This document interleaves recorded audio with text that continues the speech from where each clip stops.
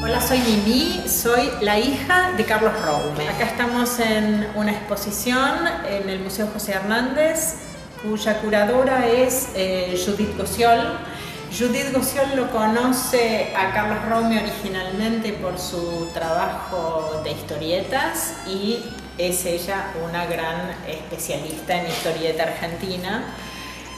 Pero la idea de esta exposición es mostrar a Carlos Roume, dibujante, historietista, pero también hacerle conocer al público que Carlos Roume ha sido pintor y escultor.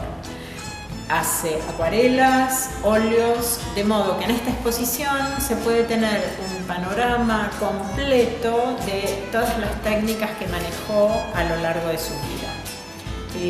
Tenemos un sector en donde hablamos de la biografía. Papá nació en 1923, era el hijo menor, noveno hijo de un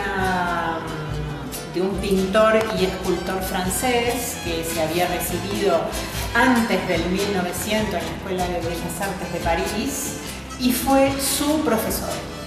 Es decir, que papá es hijo y alumno de François Roume. Su papá le enseñó pintura, escultura, dibujo y era un profesor muy estricto, según parece. Como mi abuelo hacía pintura, escultura y arquitectura ornamental a principio de siglo, en esa época trabajó en varios países de América Latina. Trabajó en Argentina, trabajó mucho en Brasil, trabajó en los Estados Unidos, en Nueva York también, y entonces a todas partes se iba con esposa e hijos. A papá le tocó nacer en Argentina, pero ya a sus 3-4 años tuvieron una estadía en Brasil, luego vuelven a Francia y por el año 38 regresan a la Argentina. Papá se casa en 1946 con mi madre, una señora argentina, y bueno, ella se radica aquí hasta el año 59 en que vuelve a Francia. Los primeros trabajos que hace son particularmente de publicidad. Acá tenemos algunos ejemplos, un original de un potro enlazado para los SKF, los rulemanes. Tenemos un ejemplo de una tapa de revista hecha para también algún producto veterinario. Trabajaba en esa época mucho para los laboratorios de productos veterinarios. Rosenbusch, de los que recuerdo. Y bueno, y luego también en sus primeros años empieza a hacer historietas. Acá la que mejor conoce todo esto es naturalmente Judith. Tenemos un ejemplo de Sabú, creo que fue de las primeras historietas que hizo por los años 48, 50. Acá tenemos una muestra de un almanaque que hace en el año 57. Y ya a partir del 59, viviendo en Francia, trabajó mucho para Londres y también para Italia. Él fue contratado en el 59 por la Fleetway Publications, pero bueno, se radicó en el sur de Francia. En esa época se trabajaba todo por correspondencia. Se radica en el Principado de Mónaco y trabaja desde Mónaco para Inglaterra, Italia, bueno, una editorial en París también. Y es allí donde empieza a pintar.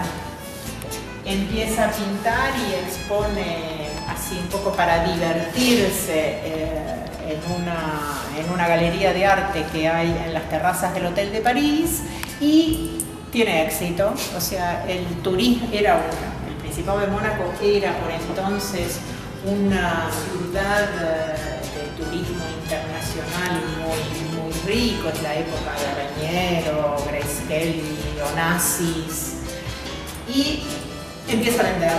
Entonces se entusiasma mucho con seguir pintando, y es su época particularmente de grandes obras, de grandes paneles al óleo. Siempre sigue trabajando en dibujo en paralelo con la pintura. Acá tenemos algunas muestras de, un poco más acá, tenemos muestras de ya acuarelas, óleos de los años 80, porque bueno, en los años 70 regresan nuevamente a la Argentina y sigue un poco más con el tema de la pintura. Tenemos en este espacio, la curadora decidió separar los diferentes segmentos por los caballos, si están, bueno, más o menos quietos, en movimiento o con personajes, y esto es lo que pueden observar en esta muestra. Tenemos un sector de caballos quietos, un sector de caballos en movimiento, un sector donde aparecen personajes, gauchos, y un tema que a papá le gustaba mucho eran los malones. Tenemos aquí un par de obras que representan malones y presencia de indios también en algunas de las obras que están por ahí en aquel sector. Y luego también esculturas. Es otra cosa que empezó a trabajar mi padre hacia los años 90. Empezó a dedicarse a hacer esculturas siempre con el motivo de caballos, y tenemos aquí en el museo una pequeña muestra de un par de obras terminadas. Esta es una yegua con el potrillito, esta es una escultura quieta, y por ahí lo que más le gustaba a papá era hacer caballos en movimiento. Tenemos aquí una muestra de caballos corriendo. E hicimos este pequeño sector para mostrar cómo es la técnica de la cera perdida a partir del original de plastilina. Mostramos el proceso en que se hace un molde de yeso, del cual sale un ejemplar de cera, que luego es fundido.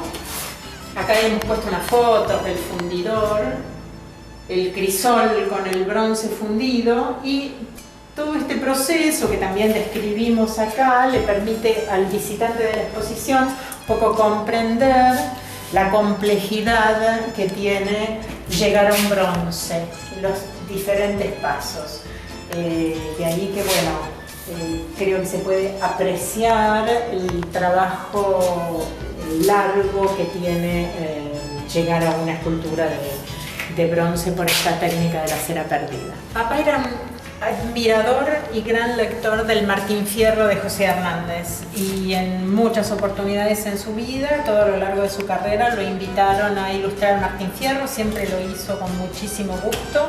Acá en esta vitrina recopilamos algunas de sus versiones. Esta es una ilustración hecha para la revista Villiquen en forma de historieta de Martín Fierro. Esta es una edición de los años 80 que se publicó y se comercializó en fascículos, que luego dio lugar a un libro, una edición de lujo de Clasa, que también tenemos acá, y una muy original traducción del Martín Fierro al idioma ucraniano, que bueno, decidió la colectividad ucraniana de Argentina, hizo esta traducción y lo invitó a papá a ilustrarlo, cosa que también estuvo encantado de hacer. Un poco lo que yo quería recuperar es la figura de Roume, lo que él significa en el marco de la historieta, porque fue una figura muy importante para la historieta, porque acompañó con su trabajo y en los lugares donde estuvo el momento en que la historieta era considerada una industria y que había grupos fuertes de trabajo, ¿no? Él en diferentes momentos cruzó todo eso. Por ejemplo, haber empezado a trabajar en la revista Patorucito, que era la editorial de Ante Quinterna, que fue uno de los pilares de la historieta que podríamos llamar, entre comillas, industrial, digamos, cuando la historieta tenía un mercado, había muchas revistas publicándose, había mucho trabajo para los historietistas y un trabajo seriado en el que participaba el dibujante, el guionista, el letrista, el colorista. En esta misma línea, él trabaja después también en la editorial de García Ferrea. Estamos hablando de diferentes momentos de su vida, pero que también es una editorial emblemática en todo lo que tiene que ver con la producción en serie de historietas, ya pensándola también ligada a la animación, ligada al merchandising, ¿no? Momentos en que la historieta cobró una importancia muy grande como mercado y como industria. Él es muy conocido como historietista por la calidad de sus trabajos y porque participó en otro de los emprendimientos, de los grandes emprendimientos de la historieta argentina, que es el trabajo en conjunto con Oesterheld en la editorial Frontera. Uno de los aspectos por el que también es conocido es porque participó de la Escuela Panamericana de Arte, que es una escuela a esta altura mítica, en la que se formaron muchos dibujantes. Tenía unos famosos cursos por correspondencia dados por los 12 famosos artistas, uno de los cuales era Roume, y en el que estudiaron presencialmente o por correspondencia Fontana Rosa, Cassioli. Otra de los ejes que cruza la muestra es tratar de mostrar los modos en que se produce una obra, además de que la obra se vea. Por eso hay expuestos bocetos, por eso también está la caja con los materiales que Roume trabajaba, el atril que utilizaba, pinceles, pomos, trapos. Está el espacio de la cera perdida para mostrar cómo era una técnica y cómo se llega a hacer una escultura en bronce, cómo es todo el proceso de producción. Y también en lo que tiene que ver con historietas están los grabados de metal que se utilizaban en las imprentas para imprimir la historieta. Entonces es un camino de mostrar sus páginas, bellísimas páginas que hizo de Manquillán, una historia que salió publicada en el diario Clarín, pero además poder ver el original con su tamaño, con su técnica, luego la página reproducida en el diario y las chapas que se usaban para eso. La idea de la muestra es dar reconocimiento a Carlos Roume, mostrarlo, dar un pantallazo de su calidad, mostrar las diversas técnicas que utilizó y dejar invitado al público para que la pueda disfrutar.